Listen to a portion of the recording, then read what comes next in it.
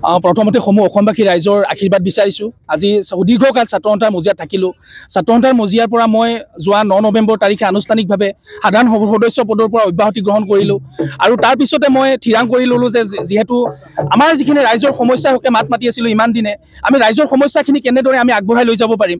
গতিকে মূলত আমাৰ সমগ্ৰ বিটিআৰ অঞ্চলৰ যি প্ৰমোদ বড়োৰ নেতৃত্বাধীন সন্মানীয় যিখন বিটিআৰ চৰকাৰ, এই চৰকাৰখনে আজি দেখিছোঁ হত্যা হিংসাকে ধৰি বহুখিনি ৰোধ কৰিবলৈ সক্ষম হৈছে। আজি যেতিয়াৰ পৰা প্ৰমোদ বড়ো ডাঙৰীয়া বিটিআৰৰ চিফ হৈছে, তেখেত অহাৰ পৰাই আমাৰ ইয়াতে প্ৰতিটো জাতি জনগোষ্ঠীৰ সম অধিকাৰ সম উন্নয়ন পাইছে। গতিকে ৰাইজে আঁকোৱালি লৈছে UPPL দলক। গতিকে সেয়েহে মই UPPL দলত আজি আনুষ্ঠানিকভাৱে যোগদান কৰিম।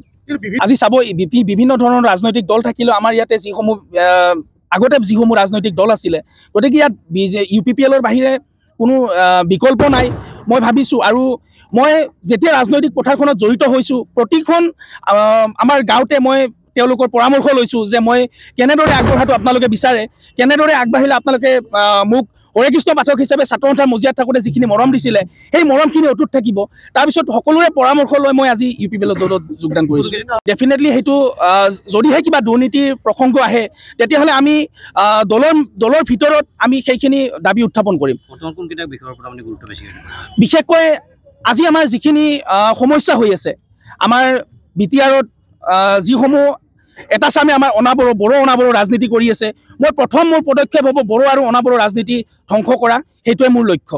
আৰু সামগ্ৰিকভাৱে আমাৰ যাতে প্ৰতিটো জাতি জনগোষ্ঠীৰ উন্নয়ন হয়, সেইটোৱে বিচাৰোঁ।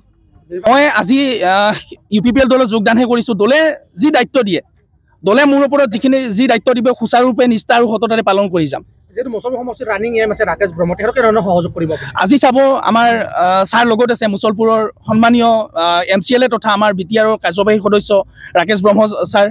গতিকে তেখেতৰ মই প্ৰথম কিন্তু ৰাজনৈতিক পথাৰখনত জড়িত হোৱাৰ আগত মই তেখেতৰ লগতে যোগাযোগ কৰিছোঁ।